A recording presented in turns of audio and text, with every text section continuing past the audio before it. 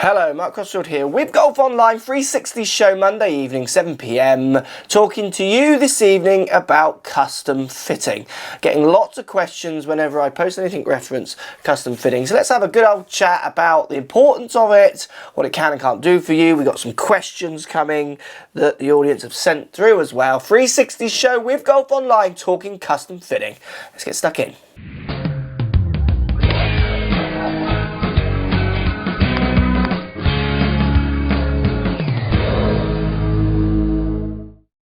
So the importance of custom fitting. For me, custom fitting is a chance for you as students and people who are consuming golf equipment, a chance for you to work out why you use the equipment you do or why other equipment can help you or not more than the equipment you use, or if you don't have any equipment at the moment, how it could help you improve maybe a shot shape, those kind of things. So when we talk about custom fitting, I'm looking at, if we're looking at a set of irons, the lie of the club, the loft of the club, the style of the head, the length of the club, the grip, what weight shaft might go in there, what flex might feel different to you, those kind of things. All these combinations of fitting parts of a golf club, say in a set of irons, can help you deliver the club to the ball in a way that might create a more consistent strike and a more consistent shape of shot. Also, it might help get you some distance control, so finding the correct distance. For instance, if you have a club that is incorrectly lying for you, so let's pretend the toe of the club is too far in the air, what happens now is you might either adjust your action to this club, which means raising handles. You're going to put some different forces through the club to do that. That might control your change your face to path control, so where your ball might go. Or you won't even understand or feel that, and you will just tend to hit the ball left and not sure why. So you can see how the importance of custom fitting at any standard. So if you're a beginner golfer or you're a tour pro, delivering a certain lie of the club to hit target around controlling your face to path is a crucial aspect. So when people ask me about standards, all standards can benefit from custom fitting.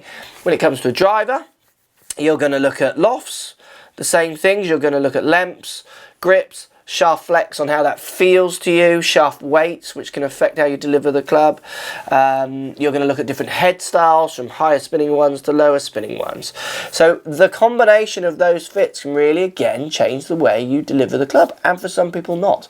But you won't know that until you go for a fitting. You need to be going and seeing someone who can measure your impact, your delivery, hopefully built around strike, so you can work out why you like the driver you do, or why another driver might suit you better and why you might like that one. That's the reason anyone should go custom fitting. Now, we had some great questions sent through, which is going to answer more of your questions around what custom fitting can and can't do for you. So let's get into those questions and delve a little deeper. So first question here from Jay saying, hi guys, do you get fitted for a putter? I saw Andy Sullivan had a lie altered, hashtag AskAGG. Good question. Yes, every club should be custom fitted in theory, from your driver to your irons and through to your putter. Again, weights, head styles on different putters, grip sizes, grip types, different lines on a head, different colours on a head might and can affect the way you deliver the club, hopefully in a more positive way if you get the right combination of them all. Also, lie and length are important in there as well as loft. Tour pros don't all have the same lofted putter. They'll have their putter loft tweaked, subject to how they deliver the club, to make sure they get the right overspin straight off the bat on a decent putt. So getting fitted for your putter is as important as a driver. It's often not as sexy, but it is as important, so definitely go and sort out a good fitter and get those putters fitted for your game. Another question here from Dan coming through Facebook. Do swing changes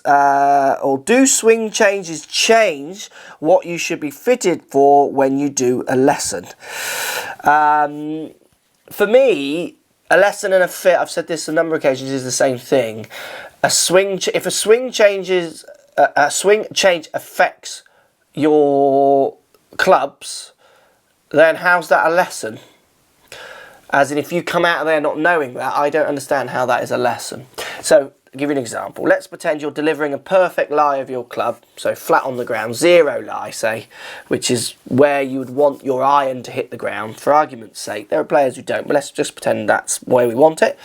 And you're cutting the ball off to the right. And I give you a swing idea, which makes your path look better on camera, because I presume if this question would mean if you're not getting measured, because if you get measured, they wouldn't add up, which this will kind of hint at.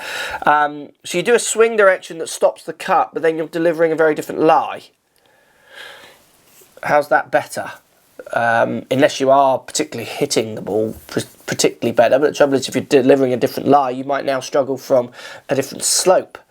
So for me, if I give you a swing idea, because I'm measuring impact on every shot from a fitting to a lesson, which again why I think they're the same thing, if I give you a swing idea and the lie goes skewiff, I'm going to think, right, that sentence isn't working. You're hitting a few better shots, but we better test that on a different lie for you now, so when the ball's below your feet, does that work? Oh no, it doesn't. Of course it doesn't, because you know, the toes toed up or the toes toed down way it loads now because of that new swing thought I've given you. It's the same thing. The only reason you might need to check is if you're having lessons and you're not getting measured, but you should be getting measured for lessons and you should be getting measured for fittings. They're the same thing. So it's a good question. It's a really common question, but for me, it does make sense where you ask it, but it's a shame where you ask it, because you should, all your lessons and fittings, you should be being educated that they are the same thing. It's only maybe there's some poor info out there that's getting you confused there. Hopefully that helps. Let me know if that makes sense. Post questions down below. Does that answer make sense to you guys? Okay, another question coming from Twitter. Zach said, #AskAGG. I went for a custom fit on Wednesday, but they advised hard stepping my irons. What effect will this have? Surely they told you, hopefully. I mean, it might not have any effect and it might have some effect. The fear is it might reduce some spin. Why would you want to reduce spin on your irons? Are you particularly creating loads of spin? If you are creating loads of spin, that'll be to do with strike and spin lofts that you're creating. So spin loft, the difference between angle of attack and the dynamic loft. So you've got, I've got 2 pens here, look. Angle of attack, dynamic loft. This angle here is going to be spin loft. That's an ingredient with speed and strike for spin. So that's what always amazes me with shaft ideas around fitting, is there's a reason why you're spinning it too much. There's a factual reason that can be measured. If hard stepping your irons changes your strike, your dynamic loft, or your angle of attack speed, then spin will change. I don't know what effect that will have. I really don't. Post comments, Zach, if you have found out. I'd love to know. I find that one interesting. So great question. I used to get this one loads. Jonathan asked, how can I get fitted for some irons when I've only got £300, not bothered about latest models? People used to ask me that all the time with fittings. I would say that my answer when I was fitting is I'm going to get you the best clubs you can get for your budget. Okay, so we do a fitting and I say you need X and you say you can't afford that. I don't just go, all right, well, buy. I say, okay, well, you can get this, that and that. So maybe rather than 3 iron to sand wedge, you could go 5 iron to sand wedge, and that brings it within your budget. And then you can work towards the other clubs. Yeah, but that's not perfect, is it? Well, you've got £300. That's not perfect either. Do you see what I mean? So I'm always going to get, when I was fitting, and I hope good fitters do now, they're going to get you the best clubs you can get for your budget. Now, if they're not perfect, that's because your budget's not perfect, but they will be as perfect as they can be around your budget. If you're looking at second-hand clubs and eBay and things like that, that's a very long shot to get the kind of fitted things in there. I would go for half sets, less irons, maybe drop the driver and go for a second-hand driver, which you might find a little bit more in a, you know, in a shop and things, because there's more of those floating around. But always I would try and get you the best clubs you can for your budget. I'd talk to you with your budget. Look, you can get these, but they cost this much. You can get this amount, they cost that much. You get this amount, they cost this much. Your choice. This will be best. That's second best, that's third best. What do you want to pay for?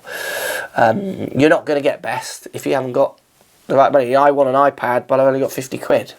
I'm not going to get one, am I?